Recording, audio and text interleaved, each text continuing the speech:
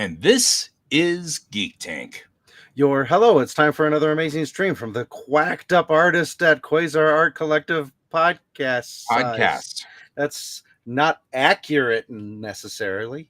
No, Not it's sending it actually out to my to your thing. Discord server, so it doesn't That'll really matter. it's so when the people from Quacked Up show up, we're like, hey, this isn't Quacked Up. Well, again, sending it to my Discord server, so There's nobody it's going there out to my Discord server and hanging out in the where nobody duck else pond. hangs out.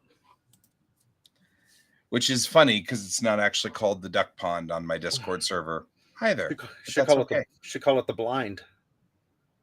Yeah, see, that would be funny. It's I actually, the way we have it set up on Quack is that it is a little blind over there. But this is, of course, this area right over here now. That's now the motor pool. There he is. Hey, Bob. Hello, Bob. So, yeah. No Alex tonight. I've got us kind of semi-rigged up properly here, kind of. That's good.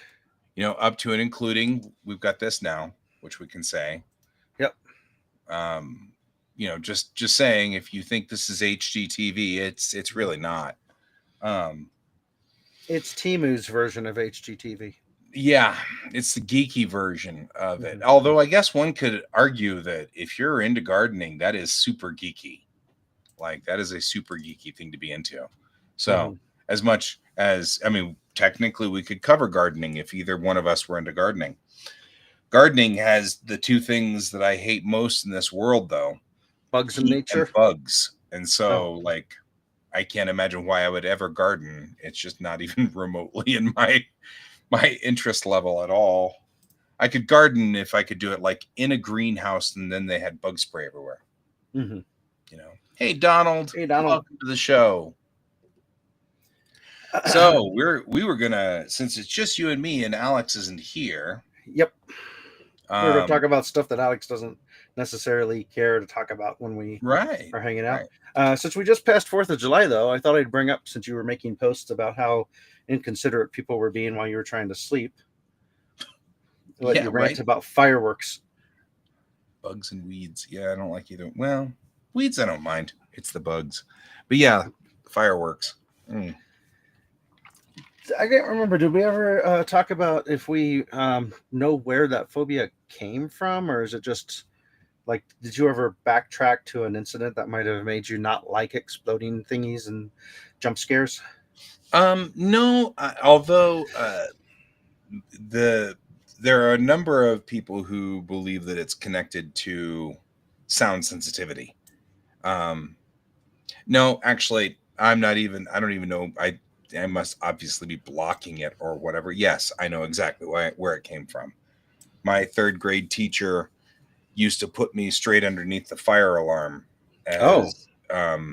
as sort of the way she wanted me to get. She wanted my cooperation, and she thought I was being belligerent, as many do, and they often were repairing or fixing the fire alarm. So it would constantly be going off. And back in the 1970s and 1980s, it was a horn. And so it was just this sudden burst of very loud sound. And I don't think she intentionally meant to do it. I don't think that was her intention.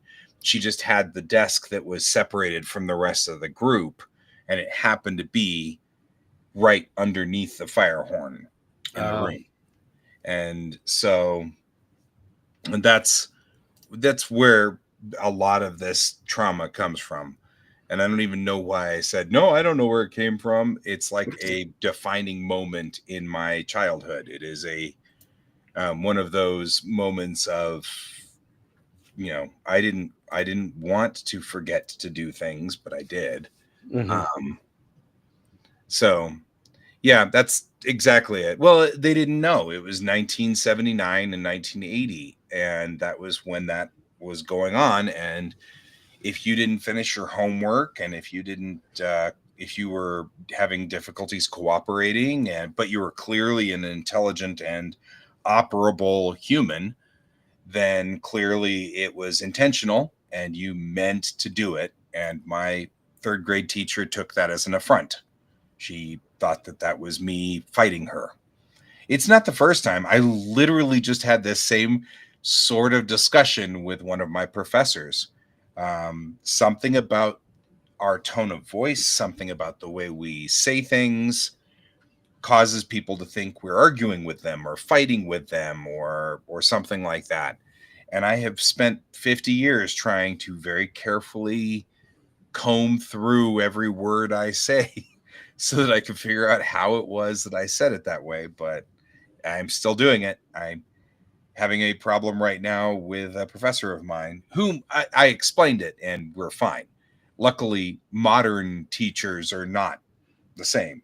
Like I just simply said, I don't know what it is. It's something about the tone or the way I'm saying it, but I promise you, I'm not fighting you. I'm not arguing with you.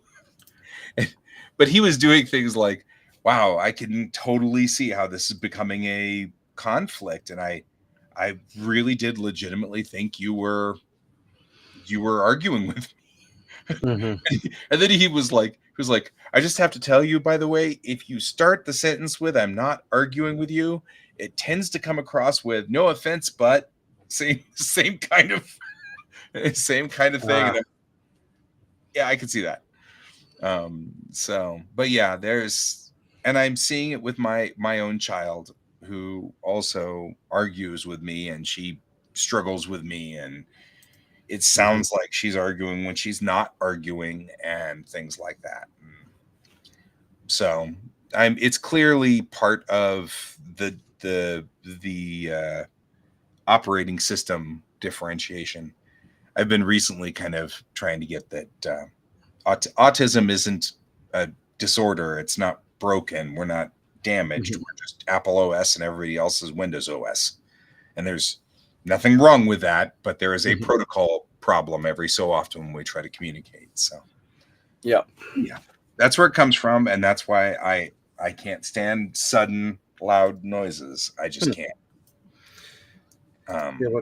Last 2 years of high school, I was living just off of a military base that did tank firing, so I got very used to stuff. It wasn't like really loud, but the first few nights, it's like, oh, there's mortar fire going on. Right. Stuff. I like Donald. I love the tried to sleep during a Klingon battle ceremony after they drink blood wine. I mean, that really is kind of what 4th of July. But because of that, sadly, 4th of July has never really been one of my favorite holidays. And it's mostly not because of the patriotism or any of that stuff. It's always because somebody has to be out in the street firing off those like M80 mortars or whatever that suddenly just go kablam, and my windows rattle and I cringe and hide under things, and oh, it's horrible. And so they make it into a holiday that I don't particularly care for. Something too that I'm amazed that still seems to be ignored by most people is the fact that there are people with PTSD that this is not good for them, and then of course animals don't know what the hell's going on, freaks them out. Yeah, I missed this by a 30th of a second because you're like, and animals, and I'm like, yeah, they've got to stop setting off fireworks too. Yeah, animals are just they're inexperienced and inconsiderate. The cats will put a firework inside of a cup, then knock the cup off over the edge of something, so it explodes right as it hits. Yeah, very inconsiderate. It is one of those things that I mean, like that was one of the. Although I think that there are people in our neighborhood who are camping out there in this park. This park is a big, has been for years, a big place where people will come from all over the place to set off fireworks because there's no lights in it. So you can't, so it's easy. Not lit at night. And so they like to go out there and set off the fireworks right there. Well, unfortunately, this room faces that park, which is beautiful during the day. I love sitting out here and just watching people play, watching the kids play, walk their dogs, whatever. People watching is, of course, lots of fun. But yeah, during this one period of time, they set off those fireworks and those big loud concussion things. And of course, but I think because the last couple of nights they haven't really been out there. Um, so it's one of those things, they haven't been out there, and so I think somebody's been out there, because I've been seeing on Nextdoor people saying, please, some of us have PTSD. There are dogs that have PTSD. My cat just vanished. I don't even know where my cat goes. I think he hides in the closet. He's in the park setting off fireworks. He's out there in the park setting off the fireworks. That explains so many things. Yep. So yeah, that's where this all comes from. But that's the reason why I can't stand jump scares. I can't stand being startled. And it was one of those things. Yeah, that's the thing.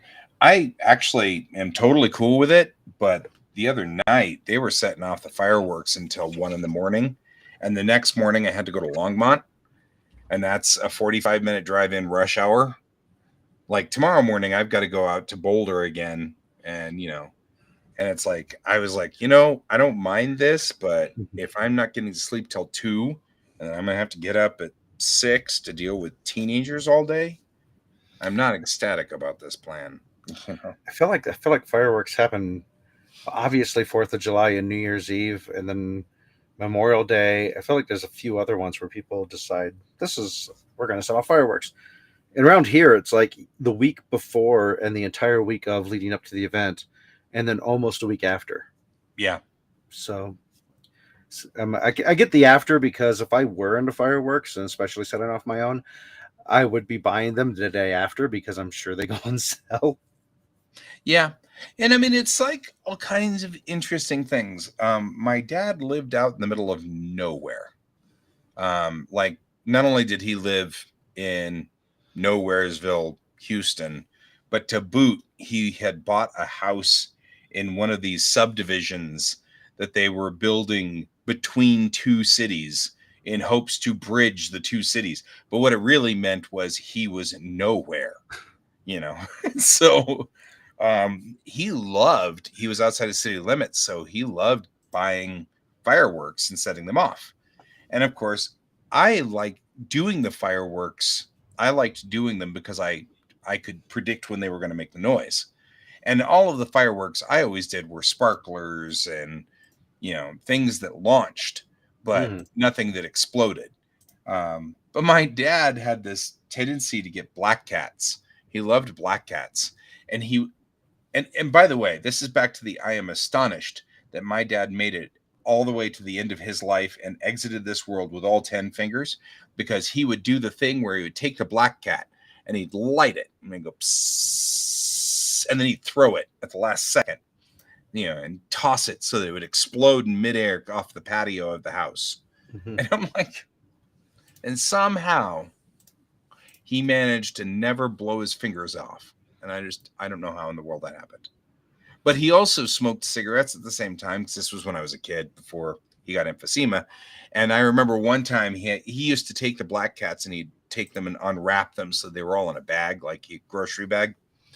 And one time he was smoking a cigarette and like doing the thing. And by the way, my dad was a lovely human being, even though sometimes he did some boneheaded stuff. He was actually a lot of fun and a very entertaining person. And since I was watching him, I knew when the black cats were going to explode, so they never bothered me. So if I had ever said those things bother me, he would have stopped immediately. Because he never set them off when I wasn't watching. I noticed that I never heard them go off behind my back. So he was always making sure that I had eyes on it. So he was aware and cognizant that I was jumpy. And he didn't like, and I didn't. So he made sure that I was watching him whenever he did it. But one time he was smoking a cigarette and then the cherry fell off of the cigarette into the bag. And I didn't, I was just sitting there, and all of a sudden Dad just jumps up and he throws the bag off the patio, the whole bag. And of course, just as he does, and he just starts going off all over the place. Oh man, that was funny and sad. He was so sad. He was down. He'd just gotten all of his black cats all set up and everything, and then his stupid. But he said it again. He said it when I was a kid, and he stopped me from ever smoking cigarettes, but he said it again at that point, and I think I was 16, 17, 18 at that point. Mm-hmm. He's like, just wish I could get rid of this habit, because smoking never did him any favors. You know what I mean? Like, he always ended up getting screwed over by cigarettes somewhere along the line. So yeah, pop cans in the air with black cats. I saw somebody do that with a traffic cone, which gives us the ability to transition to our other topic. Yeah, for those who don't know, Guy and I are both driving instructors. No idea if our company wants us acknowledging who they are, so I'm not gonna either. So they probably don't care. My company wants to disown me anyway. Oh no! What? I'm just kidding. But we often will occasionally we will bring up driving stuff and then quickly shut ourselves down because Alex gets bored with that. But we're both driving instructors, and when we can and when people ask, we try to offer advice. I recently went on a 5-day road trip and got to be diverted off of the highway because apparently there was a crash so bad they had to shut the highway down. I was told there was a rollover, and so usually either it's completely blocking the entire lane or there's some serious injuries or death that occur for them to block it off. And it was blocked off both directions. Also, I'm pretty darn sure everybody in this one was okay, because looking at the crash, it looked like the energy was dispersed like evenly. So it wasn't like a sudden impact. It was the car lost control, went off the side. I'm guessing they probably either got distracted or a deer could have ran out. Something caused them to swerve, and then they overcorrected and put their car into a rollover. And it looked like it had only rode over once and then slid along the roof, from what I saw. And oh wow! So luckily it didn't. Sounds like actually they struck something. Well, I think it's when they turned and they hit. They didn't have enough force to continue rolling because the top landed on like half on the road, half on the grass. So I think the friction wasn't enough to catch it again to cause it to roll. But I didn't see any bodies, thank goodness. So that tells me everybody was wearing their seatbelts, most likely, which means survival rate goes way up when you wear your seatbelt. It amazes me that there are people out there who choose not to wear their seatbelt. Oh, they only need to know the one important factor about airbags. Yeah. And I keep telling the kids this, but airbags deploy like a flower like this. So they open this way, which means that if you're not wearing your seatbelt, you go forward, the airbag picks you up and literally will throw you out the windshield. Or crunch you like a spring underneath of it. So all that energy has to go somewhere. And the more distance between the object and point of impact, the more the force of impact is going to be. So you want to lessen that distance. And the best way to do that is to have a seatbelt, because as long as it's tight across your chest, that force of impact of your chest on the seatbelt is nothing. So yeah. But yeah, it's a question when I get to this safety devices in cars with my kids in class. I always ask, does anybody have any parents or know anybody that don't wear a seatbelt? And more often than not, there's always at least one who's like, yep, I have a parent who doesn't. Why not? Oh, if they don't think they need it. Like, yeah, that's usually the attitude. My dad used to do the thing where he would get in the car, turn the car on, put the car in reverse, back up, put the car in drive down the street, and wait until the bing, bing, bing, bing, bing drove him crazy enough that he finally put the seatbelt on. But it was almost like he was trying to shove it to the man just that littlest bit by driving as far as he could before he figured everybody in the car would get tired of the thing being. I've had two. And I asked him once why, and his response was, well, I'm worried about what would happen if the car ever got into a lake or caught fire. And so I asked him, how many times has your car fallen into a lake? And he said, well, none. And how many times has your car caught fire? And he said, none. Just as a side note, I've been in 2 car fires. And then I said, how many times have you broken your kneecap because you slammed into the dashboard in a minor accident? he said, only that one time. Mm-hmm. Well, if you're not wearing your seatbelt and you crash into the water, you could end up being knocked out and just drown because you're unconscious. Yeah, except that, as they say in our quizzes on this one, wearing the seatbelt means that you're likely to stay conscious and not That's what I'm saying. out. If you don't wear it and you're worried about not being able to get out. Oh, I'm sorry. I thought I misunderstood you. No, if you're wearing your seatbelt, you'll be awake more than likely. Otherwise, your quick getaway by not wearing your seatbelt has foiled you by you being knocked out. Yeah, I agree with Donald. Donald was suggesting that there should occasionally be radio and TV ads that come on and give people tips and remind them of the rules, such as you need the move over law, which is now a law for both emergency vehicles and just any vehicle on the side of the road. You need to get over one lane as you pass them. I remember back in the day, and I'm sure you do too, since we're the same age, the crash test dummy public service announcements. Yep. And we've got that video that we show, which is a British commercial, which is okay. I find it somewhat creepy, but that's okay. There was a commercial that I saw that, I mean, our company would never show it because it's way too horrible, and our company's not known for trying to do. We're not there to scare people. But it's this moment where you see these two cars coming up to an intersection, and as they come up, they suddenly freeze, and then the drivers get out, and they're looking at the cars, and they can see themselves in the cars, and everything like that, and one of the drivers is looking at the other driver, and wow, I think we're going to hit each other. Yeah, it looks like we're going to hit each other. Wow, this sucks. I don't think we can get out of it. No, there's no way to really steer or anything like that. And the car, while they're talking, the cars like creep just a little bit forward and move just a little bit closer. And so all of a sudden, one guy's like, we got to do something because I'm not wearing my seatbelt. I'm not wearing my seatbelt, and neither is my kid. And I've got a kid in the car, and I'm not wearing my seatbelt. What do we do? And the other guy's like, I don't know. I'm wearing my seatbelt. I don't know what to do. I can't help you. And the car's creeping, and so of course it cuts to black just as you hear the crash noise, and I'm like, that was effective. I saw the commercial. I was like, okay, because there's nothing, it's too late then, so.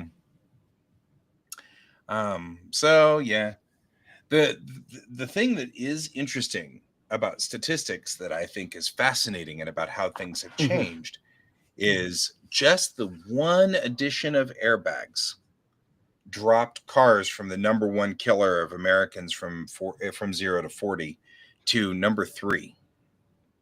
Just the introduction of airbags.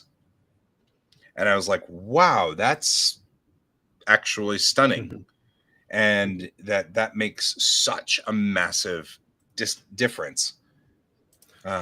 Which is why whenever we go and talk about the button that allows you to disable your airbag, I talk about just what they're saying there, which is that's, the danger to a child is so great, those airbags deploying on the passenger side, that they are actually setting it up. Good night, Bob. We'll see you later. So, but yeah, and like that's pretty dramatic, and that was a big plus. Cars have gone a long way, a very long way. I still think my favorite scene ever is that scene from the movie Tucker, A Man in His Dream, which has Tucker showing all of these safety features he wants to put into the Tucker, and he can't convince anybody to do it.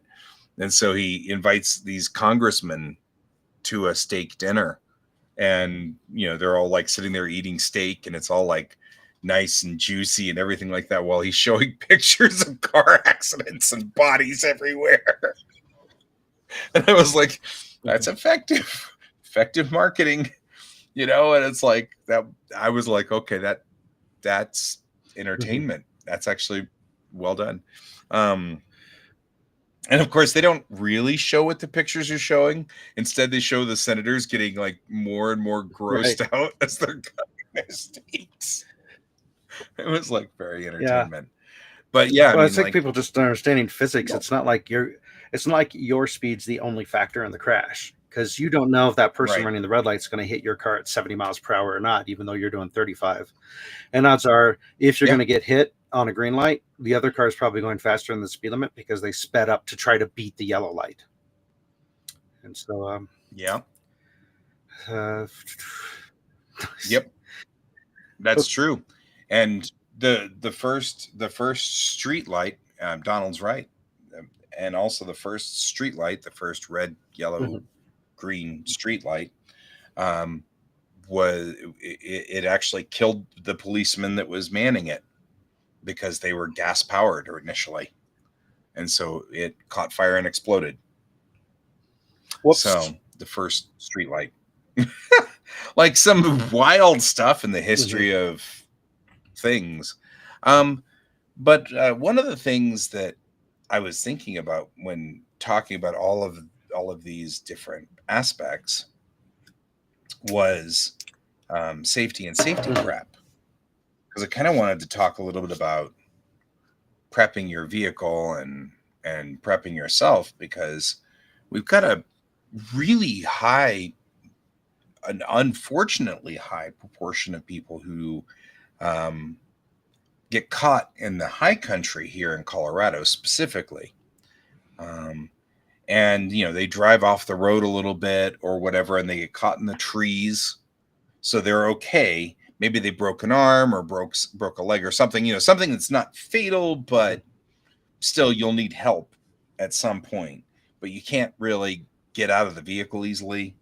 And the vehicle's, that, of course, disabled, and they just need to survive the night. And that's it. That's all they need to do is survive the night. And people don't have any provisions in their vehicle. And so during the night, they start to get, they start to suffer from hypothermia and climb out of their car and walk away from the vehicle where they can't be seen, and then perish die of exposure. And so I really want to just say, if you guys are, if you guys have a car, you should have a safety kit in there, which has one of those silver space blankets that reflects your heat, at least. I mean, other people, I've seen people carrying quilts and all kinds of stuff. Those are fine. I'm into this plan. You know what I mean? All you have to do is make it through the night. Generally speaking, the rescue teams will find you within 24 hours, but you have to be able to survive the night. And we lose so many people in the high country here to just not being prepared. So you should have a thermal blanket of some sort, one of those reflector blankets, a quilt, something like that, and then granola bars and water. You should always be carrying water in your car. Bottles of water. That could be used for both you and your vehicle. So just shouldn't be dying on that one.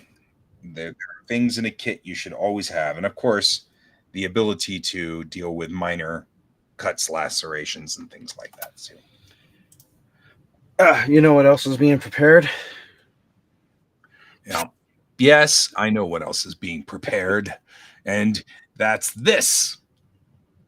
That is that Geek Tank is sponsored by Kieran Games, Geekway Homes, The Massage Wizard, and your mom, who is always prepared for something or another. Yeah, it scrolls really cookies. Slow. No. I wonder if I can speed that scroll up. Can I speed that up? Hey, look, there it goes. That just got faster, didn't it? It looked like it got faster. No. Or did it? Oh, it just jumped. Nope. That was delete it. No, that's fine. Let's not delete it. You just have to work on your rhythm since it runs slower than the other program. Good time. So Yeah, in addition to survival, just especially if you know you're not going to be within 10 minutes of a Starbucks or McDonald's in your drive, which the majority of my drives, I'm not in the mountains, so I don't have that problem. But no, but you should still have it just in case. The three things I tell my kids, if I could teach everybody out there, the first big mistake I see, and this is the cause of a lot of crashes, is people just follow too close. They don't understand the science and the physics of braking. And it's not just that. I think what usually happens, kind of the way I explain it to the kids, is that you'll be following along. We're supposed to be holding a 3-second following distance, which means that the car in front of you follows an object or passes an object like a tree or a fire hydrant or a crack in the road or a dead whatever, camel, and you count it. Yeah, a camel. And then you count 1 Mississippi, 2 Mississippi, 3 Mississippi. And when you pass that point, then you shouldn't be any closer than 3 Mississippi. And what I say to them is, we've been telling people to do that since I was in driver's ed. I mean, it was 2 seconds in the 80s, but it's still the same thing. It's the exact same thing. And I said, so why aren't we doing it? And, I get a number of things like, well, I guess people are just, they don't believe it or they're impatient. I said, no, it's cynicism. And what happens is you're driving along and you got your 3-second gap to the car in front of you and all's good. And then this guy comes along, oh, hey, thanks, and gets into your gap. So you have to slow down and make sure you can open that up again. And then once you do, then some other guy comes, oh, thanks, and gets right in there. You're like, really? So you slow down and open it up again. Then somebody else comes along and, oh, thanks. Well, then you're like, that's it. I'm done. I'm not doing this anymore. And so you pull up to a point where there's no gap in there. There's no way that they can get in, but that puts you at like a half a second. And that's what really, I think, that's definitely a part of it. Because I remember years ago, I used to be a driving instructor in a different school. Someone saying, well, if I keep leaving distance, people keep getting in front of me and I'll never make forward progress. I'm like, that just does not make any sense scientifically. You are always making forward progress. The problem is thinking is completely forgetting that if you look at driving as a team sport, that if you looked at a cooperative board game like Forbidden Island, if we all get where we're going, then we all win. But if one of us doesn't and crashes and dies, you should look at that as a loss. And so I want to help people do what they're trying to do. And so leaving 3 seconds, one, leaves me time to brake if I need to. And two, I'm leaving space. So if someone needs over, cool. I usually can see that they need over before they realize they need over, and I'll leave them more space. What I mean by that is I'll see up ahead by 4 or 5 blocks that their lane's going to end and they have to merge. And they haven't even noticed yet. So I go ahead and start making room for them for when they do notice that they need to get over. I'm not going to be a conflict for them. But I also think that people just think their reflexes, they get overconfident. They overestimate how quickly they can brake. And they're like, oh, the moment I see their brake lights, I'll hit my brake lights and everything's fine. Right. Although I did have a moment where it was interesting. I've usually have not had any actual interaction with my ADAS system. That's the automatic systems of my car, because I'm a driving instructor and I drive really particularly well. But about 5 or 6 days ago, some guy, was in a hurry. He came up on my left side, cut right in front of me. He didn't mean to, but he slammed on his brakes. And so, I had already kind of predicted that this was coming. So I had already pressed in the clutch and put the car in neutral, anticipating that was going to be the deal. But just as my foot got to the brake pedal started to retreat from my foot. And that's the first time I've ever experienced my car having the ADAS engage before me. Usually I'm on top of it before the ADAS, but this was kind of those rare, the guy got in front of me and then realized he had a problem and slammed on his brakes. But the ADAS warned me, and I guess it actually will apply the brakes. I didn't know that was a thing, but there it was. I'm always like a little side-eyed at my car's automatic everythings. I get a little cranky at some of those things. I'm like, I'm driving, not you. Quit whining. Donald mentioned something too. The person's brake lights could be out. So if you're only relying on brake lights, and also if somehow they're really not paying attention and there's something like a giant rock in the road and they hit it, their car's just going to stop by the force, and you're just not going to have time for that extra distance.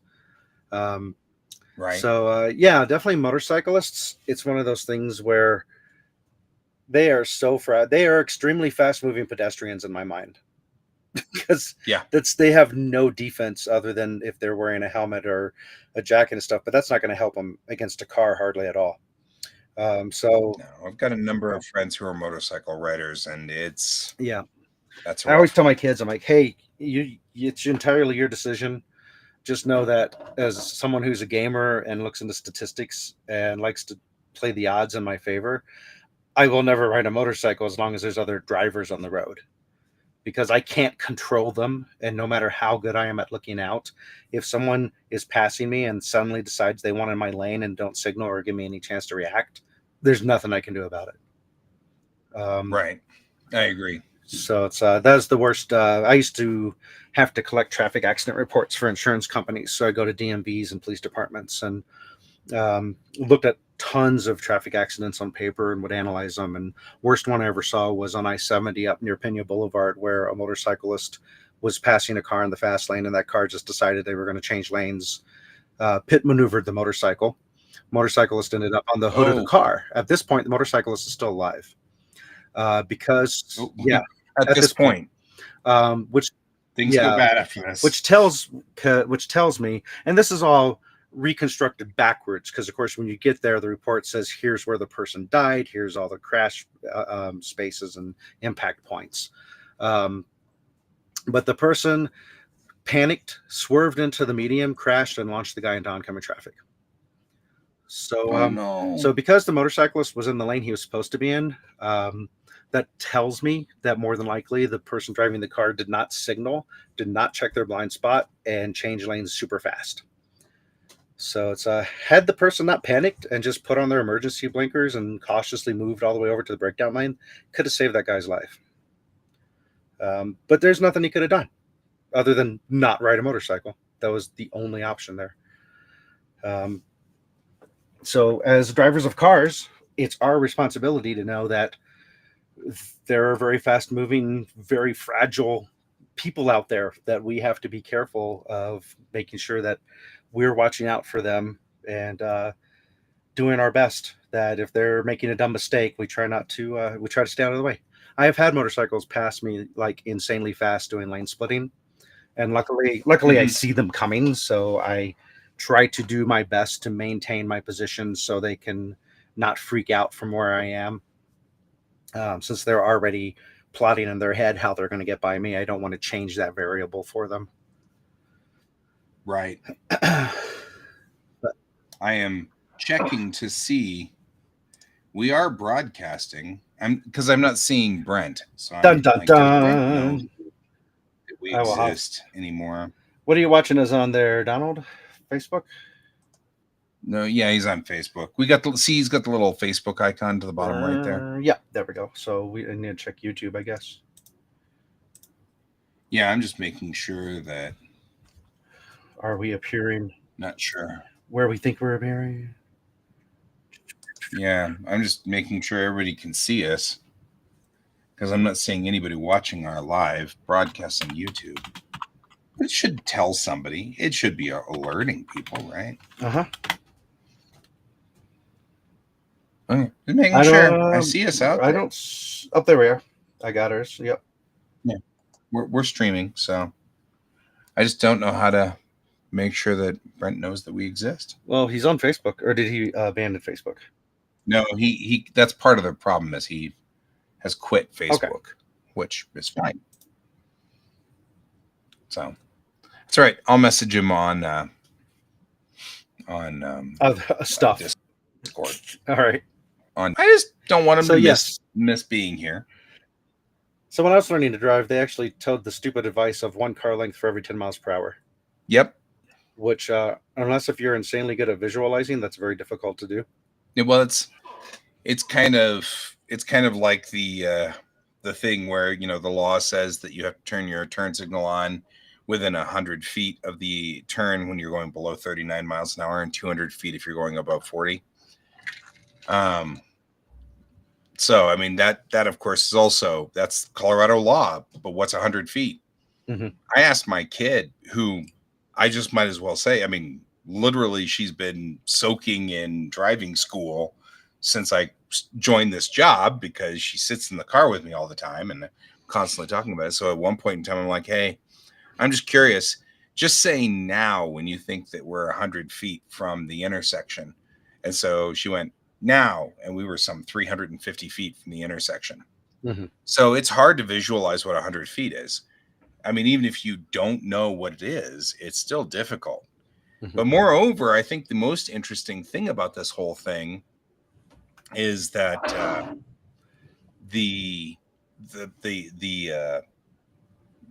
when I looked at like the top down views of roads, 100 feet's not, and that's nothing. Mm-hmm. I mean, like, it's shorter than I think as comfortable as myself, and 200 feet is nothing. Mm-hmm. So for those of you who aren't aware, this is the thing that I always say to my kids that shocks them every time. The stripes on the road, the dashed, the broken lines, that broken line is 10 feet long, and the gap between them is 30, which means that every dot to the next dot, or dash to the next dash, if you will, is 40 feet. And I found this out, by the way, one night by downloading the painting and striping manual for the state of Colorado, because, of course, that's public knowledge, and it has all the information on how they're supposed to paint and stripe roads. But if you look at the roads, that means that it's 2 and two and some change dashes back is 100 feet, and 5 is 200 feet.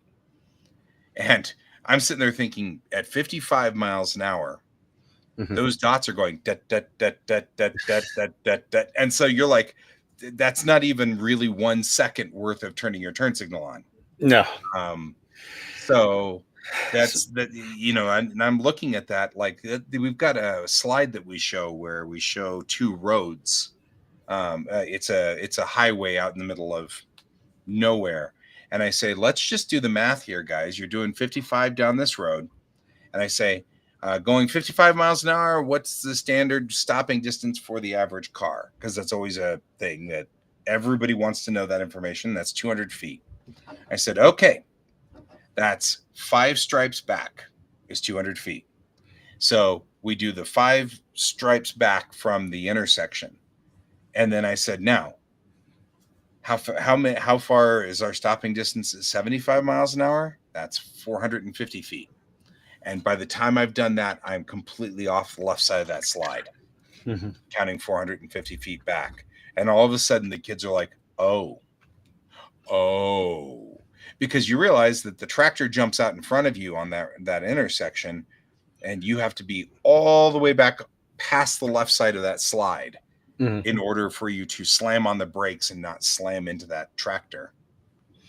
If you have good brakes, if your vehicle is not off-weight, if it's not wet, if it's not, you know, if it's not nighttime, if it's not, I mean, like, this is ideal conditions, mm-hmm. and that's your braking distance. And these are all things that's like, you say that in driver's ed, and the kids are like, huh? And it's totally true. All you need to do is look at some of these pictures of intersections and all of the 350 feet, 450 feet of black skid marks that mm-hmm. are all over these intersections. And you can tell people come rolling up onto these things, lock it up enough that their wheels come to a complete stop, and drag black marks for 300 mm-hmm. feet. You can on those accident reports, that's how the officers would determine how fast a car was going, based off of the skid mark length. Yeah. So, and they've been doing that for years. How long were the skid marks? Because that'll tell you how fast the car was going. Mm-hmm. Which means that this isn't stuff that we just make up. No, because there's a lot of stuff that that. Well, the statistics show the blah blah blah, and the statistics show the blah blah blah blah blah. And it's yeah. Is that the slide? You're not wrong there, Donald. All of us should have these refreshers. Is that the slide that has the top part does not have a stop line because of the dirt, and the bottom has the stop line? Okay, same one. Yeah, I always was amazed that once you get your license, unless if you get points on your license or your kids like report you or something, you never need to go back in to prove your driving skill. And I feel like it should be at least every 5 or 10 years, just standard. Yeah. And then I mean, while I'm complaining about stuff, I know people want to save money from the government and they don't want their tax dollars going to stuff, but I feel like driving education and stuff should be back in school again, because the cost is insane and not everybody can afford it. Yeah. But it's a skill that everybody should have, and your tax money going to some kid learning how to drive and not crash into you is actually helping you out. Right. So the other thing I was going to mention, I've got 2 more things. Obviously, following distance, people should leave more distance so they can see. That's okay. Next super important one is most of your accidents are going to happen at intersections. So left, center, right at your intersections. So before you expose yourself on a green light and get arrested for exposing yourself. First thing you and I did. Yep. Is you need to clear. The only times I've ever had to hit brakes on my students was one was that a student was going through a green light. They did not see the car coming from a right. I could tell by tracking the car that their velocity was going to cause them to meet us in the intersection if one of us didn't change what we were doing. I hit the brake. I told the student, because I didn't want the student like freaking out and slamming on the accelerator because the car suddenly started braking for no reason. And we watched the car run the red light, and they would have hit us. Yeah. Other situation was almost exactly the same. We were on a through street, meaning we did not have a stop sign, but the side to the left and the right of us did have stop signs. I could track the car coming up was not going to stop for their stop sign, so I hit the brake and the car ran the stop sign as I predicted. If you're not looking, you can't react, and you're just going to get hit. We've had friends who've been hit on green lights. Mm-hmm. So I always tell the story all the time. I was at an intersection out in the middle of nowhere. I think it was Morrison Road and I want to say Kentucky or something like that, but way south and way west. And the intersection was between 2 roads that were 55 miles an hour. It was nighttime. Came up on the intersection and I did my first check, which is you do that quite a ways out from the intersection. And the faster you're going, the more you want to do that. And I did my left, center, right, and to my right was this guy coming up on the intersection at full speed. And I had the green light, and I'm like, So I press in the clutch, put the car in neutral, because my thought was, if the guy figures it out, I'll just put the car back in gear. But if not, I'll just coast. And then I covered the brake. And sure enough, he wasn't going to stop. So I slowed down and stopped. If you'd been in the car with me, it would have looked like I just stopped at the light. There was no drama or anything. It wasn't a fast stop. I just came to a stop at the light. And as the guy went through the intersection, I tapped my horn and I saw him throw his phone. He was looking at his phone. You get out in the middle of nowhere out there and people, there's nobody out here. So I'll just look at my phone, or whatever. Mm-hmm. Catching Pokemon. But yeah. Always. He would have hit me right at the A pillar. You don't want to get hit in the A pillar. And then the third thing that I tell my students, these are the 3 top things, and I tell them these are things that I really want as a person for them to take with them as a driver, is anytime you're going to hit the brakes, check your rearview mirror. And anytime you're just sitting at a light, be watching behind you. You and I both had a friend who was hit sitting at a light. Yeah. If I remember correctly, put her in the hospital. Mm-hmm. So Are you talking about the same friend? Just because I think so. She was in the dojo with us. Yeah, no, that story is always a fun one, because she wasn't sitting at a light. She actually came to a stop on I-70 at Peoria because traffic stopped. Oh, it must be a different one. That would have to be a different one. The one that was the one that was in the dojo with us, that was the one where it peeled the car up like a can opener. And when she said it, I was like, yeah, you got to be exaggerating. And then we went out to get her stuff out of the car. And no, It peeled the car up like a can opener. And if I remember correctly, she got a concussion because the bumper hit her in the head, because the car peeled all the way up, and then the bumper went through the roof and hit her in the top of the head. So, yeah, always be looking for your escape route and be watching for danger. Yeah, road rage. We cover road rage at least 3 or 4 times in the class, 3 or 4 different days. I've got a saying, and it's exactly. Everybody makes mistakes. Well, and that's one where the question is, how do you handle that? And I have a saying that I use all the time, which is "Sarumo kikara uchiru," which is even monkeys fall from trees, because in Japan they've got these macaque monkeys that are really, really sharp and really smart, and they sit up in the trees in the North Islands. Sometimes they'll even get into the hot springs with you, and they're very smart, and so they'll put little towels on their heads because they see the humans putting towels on their heads. But every so often, one of them will be sitting up in the tree, and he'll just fall out of the tree, and then he gets up and looks around like, you didn't see that, right? And he climbs back up into the tree. And the whole statement is, even the best of us, I mean, who's better at being in a tree than a monkey? But he still falls out of the tree. So, it's one of my favorite sayings. So you're driving along and somebody cuts you off. You know what? Even monkeys fall from trees. So even the best of us are going to make a mistake. So probably. Yeah, I tell them a good philosophy just to carry with them through the rest of their life, and one that I follow, is never assume you know everything you need to know. Always have an open mind, willing to learn stuff. And I use the 2 and 10 as an example of that, because back when we learned to drive, we were always told 2 and 10. Mm-hmm. And now it's not 2 and 10 anymore. It's 3 and 9 or 4 and 8. They want your hands away from the airbag as much as possible. Yep.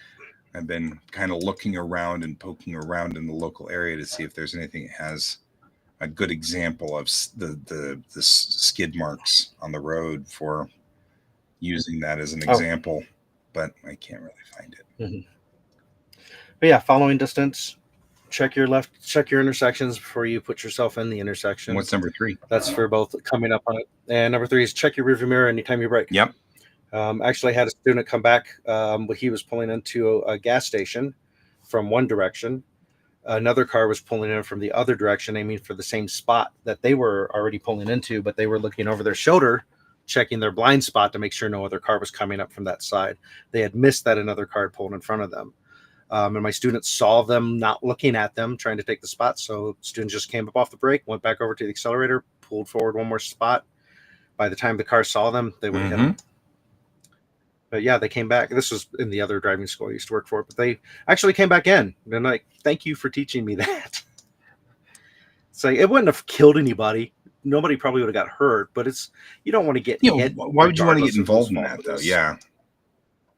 Well, and that's, I mean, I agree. Those are the things. And when we do that, the class 1 thing where we talk about the best practices thing, I highlight the following distance and the looking both. I usually say, and look both ways before crossing the street.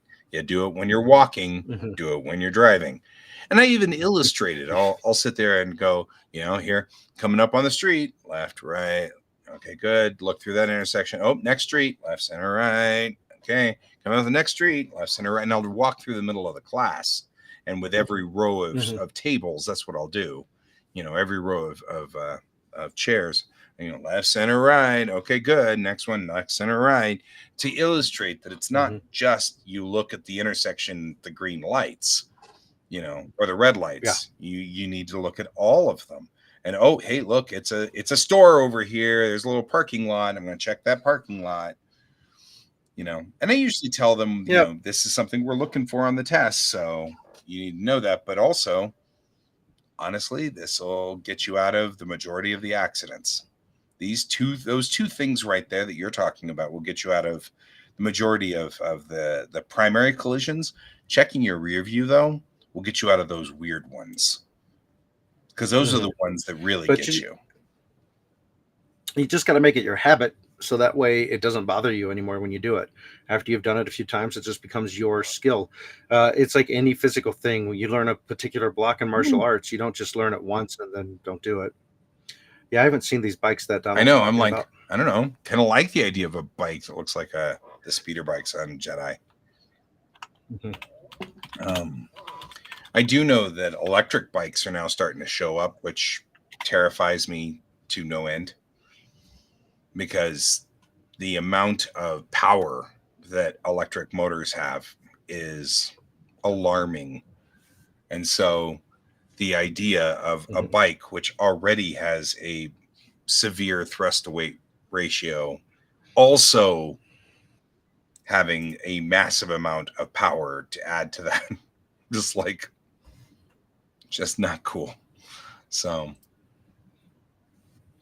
yeah, I mean, I've seen all kinds of developmental pictures on the flying motorcycle thing. I'm not sure. I don't think they're flying motors. There's just one that looks like speeders.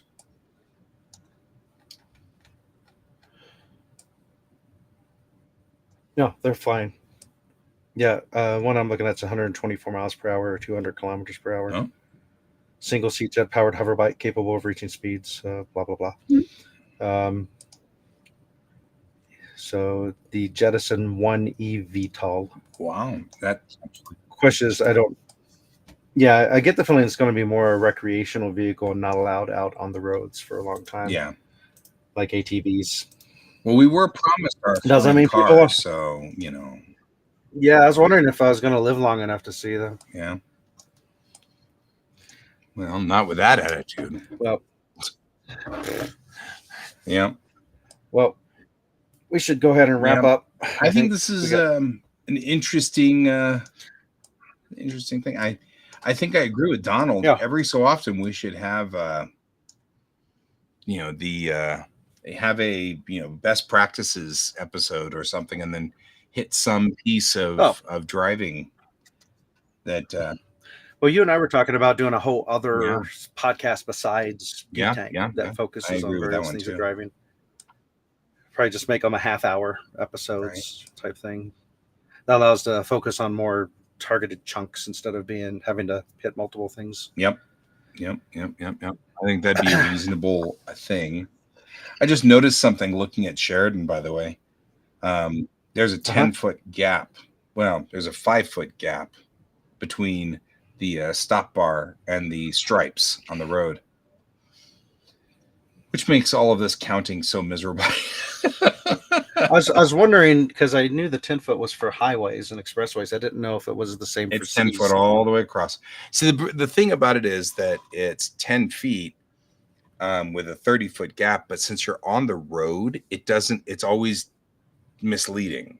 Mm-hmm. But there's something in the back of my head that said that one of the things that police helicopters will do is mark the number of broken lines. They'll mark the broken lines to see how fast you're going, because that's an easy way to tell. If you're passing like 4 of them in a second or 5 of them in a second, we know you're going really quick down the road, and they could do a pretty good assessment of how fast you're going by, how many of those things you're passing in 1 second's time. So, but I have seen there's a YouTuber that does a lot of like reconstruction of stuff. And one of the things he will do is say, you can tell before the accident happens that this car passed 3 broken, 3 of these broken lines within, 700 frames or whatever. And then he does the math on that and can determine exactly how fast it's going. Mm-hmm. So, and he does that because they're standardized. So, so it's not just Colorado. I think it's everywhere. But I noticed at the Denver location, there is one of those wheels with the clicky things for measuring, mm-hmm. which means that they take them out onto Colfax. And I'm like, I don't know if I would take the kids out onto Colfax. So I'm like, what? Because I know that some locations, especially the ones that are out in the middle of nowhere, will take the kids out real quick to just look at the road. It's one of the reasons why I love the Wheat Ridge locations, because it's got a little balcony and an atrium, and you can see one of the roads really. You don't have to actually leave the building. Yeah, we can just sit, and it's actually cooler out there because the AC is actually better in the atrium than it is in our office. So. Yeah, don't have to leave the building there, but we should be leaving the building here. We should be leaving the building just like Elvis. We should be leaving the building. Well, I think that does mean, though, that all of this is over. This is all the time we have for today. Thank you for joining us, Donald. We did have Bob here for a little bit. But we bored him. We finally get our normal crew here. I'm going to be suspicious as to whether Restream's doing what it's supposed to do. Because I'm like worried. I'm not seeing all of our normal people, which makes me wonder. So, however, I appreciate you guys all being here today. And that's all the time that we have for today. Well, Don asked a question. Don asked a quick question. Green ones are for bicycles. Oh, yeah. Yep. So, all right, there. that solves that one. Green, anything green is for bikes. So, that's all the time that we have for today. I hope to see you next week. Until then, I've been Guy. I've been Troy. And this is Geek Take.